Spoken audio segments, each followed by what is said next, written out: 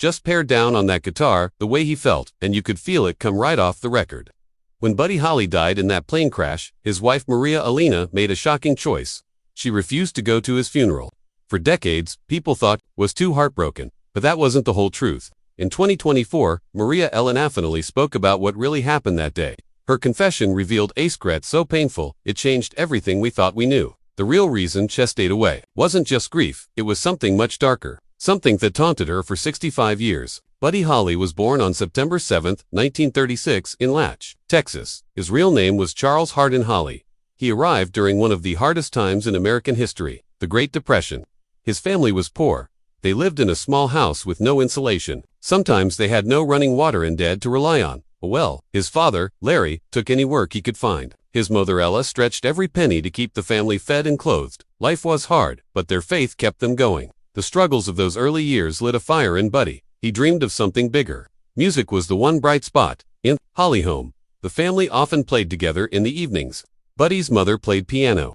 His brothers played guitar and banjo. Buddy tried to join in any way he could. His father joked that someone needed to sit and listen, so these family jam sessions made the hard times easier to bear. They followed the house with joy, even when money was tight. For Buddy, those nights planted the seeds of what was to come. At just 5 years old, Buddy wanted to be on stage like his older brothers. At a local talent show, they handed him a violin, but they had secretly greased the bow so it wouldn't make a sound. Little Buddy played along, smiling wide, and the crowd loved it. He even won a prize.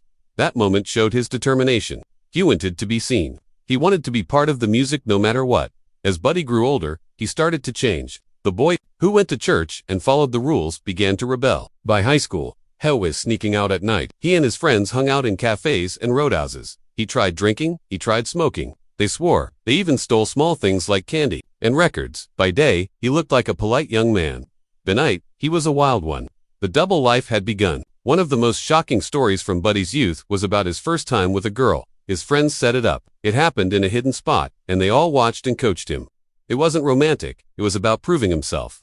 That night marked a break from the values his family had taught him. It showed how badly he wanted to shake off the good boy label. Then came the moment that changed everything. In 1955, Buddy saw Elvis Presley perform in Love twice. The first show amazed him. The second changed his life. He even got to meet Elvis backstage. Elvis liked Buddy's spirit and invited him to open at his next show. Sharing the stage with Elvis showed Buddy the power of rock and roll. He realized that this was what he wanted. That night, the path of his life shifted forever. Buddy later said, "We owe it all to Elvis." Before meeting Elvis, Buddy played country and western. After seeing Elvis, he wanted to mix things up. He started blending country with rhythm and blues. He wanted his music to have that same wild energy. The crowds at rock shows didn't just listen, danced and screamed. Buddy saw that rock and roll wasn't just music. It was a movement. When Buddy signed his first record deal with Decca in 1956, fate gave him a new name. A secretary left the E off Holly by mistake. Instead of fixing it, Buddy kept it. Buddy Holly sounded right. It was simple and easy to remember. That small error became a name known around the world. Even before fame, Buddy was already turning heads. At 16 in 1952, he appeared on local TV in Lubbock. He played on a talent show and showed confidence beyond his years. He blended country, gospel, and early rock. The audience saw his natural charm. That TV moment helped shape the star he would become. In 1953, Buddy formed a duo with his friend Bob Montgomery. They called themselves Buddy and Bob. They played anywhere they could. School dances, clubs, radio, roller rinks. By 1954, they were one of the most popular acts in West Texas. Their mix of country, bluegrass, and R&B was fresh and Nashville scouts started paying attention. Those years with Bob taught Buddy about teamwork and how towing over a crowd. In October 1955, everything changed for Buddy Holly, who was just 19 and playing as the opening act for Bill Haley and his Comets. In Latch, Texas, the crowd was there for the band that made Rock Around the Clock an #1 hit. But in that crowd was someone who would change Buddy's life. Eddie Randall, a talent scout and manager for Marty Robbins, saw Buddy's raw energy on stage. He couldn't look away. The very next night, Randall watched Buddy again. This time, Buddy was sharing the stage with Elvis Presley at KDAV. Randall didn't waste time. He told Jim Denny, the Grand Ole Opry manager, to help Buddy. Denny sent Buddy's demo tape to Decca Records. By February 1956, Buddy had a record deal from a local stage. In October 1955 to a big contract in just 4 months. It was a meteoric rise for the teenager from Leach. But what should have been a dream come true turned into a nightmare. The Decca contract misspelled his name as Holly instead of Holly. It seemed small, but it marked the start of Buddy losing control. His producer, Owen Bradley, didn't understand rock and roll.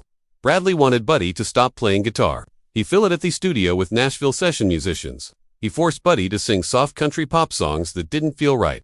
Buddy felt trapped. He had grown up loving the raw sound of Elvis. Now he was stuck recording music that felt fake to him. The tension in the studio grew. Buddy hated the sound. He hated losing control of his music. This wasn't just about songs. It was about who Buddy was, and it hurt him deeply.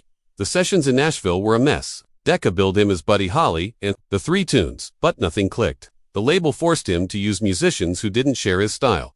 Bradley's production smothered the wild energy that Buddy brought to the stage. The first single, Blue Days, Black Nights with Love Me on the Flip Side, came out in April 1956. It sold only 19,000 copies. That was a flop for that time. The next single, Modern Don Juan, did even worse. Things got so bad they had to borrow a bass from the Grand Ole Opry just to finish one session. And then came the real insult.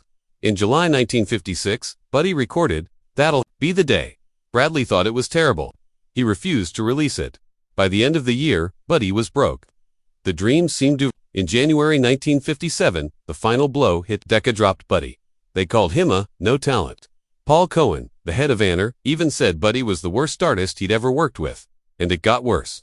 The contract Buddy's parents had signed for him blocked him from recording any of his Decca songs for 5 years. At just 20 years old, Buddy Holly was broke, humiliated, and nearly finished in music. But Buddy wouldn't give up. He went back home to love. Hestered it over. When Buddy Holly and his band traveled to Clovis, New Mexico, they stepped into a place that felt like magic.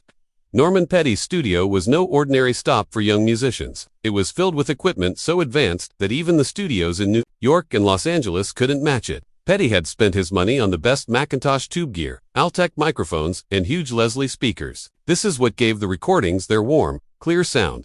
Later called the Clovis sound.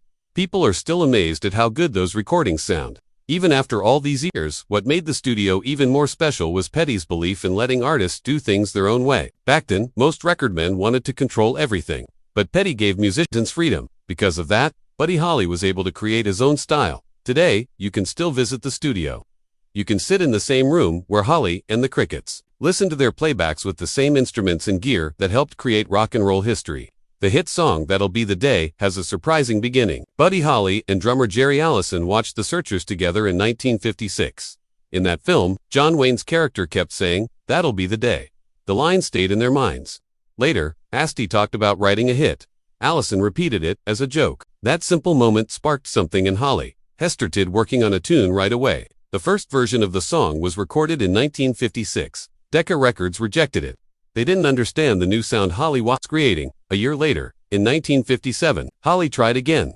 This time he recorded it in Clovis with Petty. The new version became a huge success, climbing to #1. A line from a Western movie had turned into a rock and roll anthem that changed music history. There was another clever move that helped make it all possible. After Buddy's deal with Decca ended in January 1957, a rule said he couldn't re-record any songs he had made with them for 5 years. But Holly and the band believed their new take on That'll Be the Day could be a hit. So they picked a new band name, the Crickets. With that name, they signed with Brunswick Records. Brunswick was part of Decca. But the trick worked. Decca didn't realize they were distributing the very music they had once rejected. The name itself came from a list of insects. Inspired by other bands like the Spiders, they liked the idea of their music chirping out to the world. This smart plan helped them break free and changed how artists fought for control over their work. Norman Petty also came up with a label strategy that was unusual at the time. Buddy's records came out under 2 names. His solo work was released on Coral While the Crickets.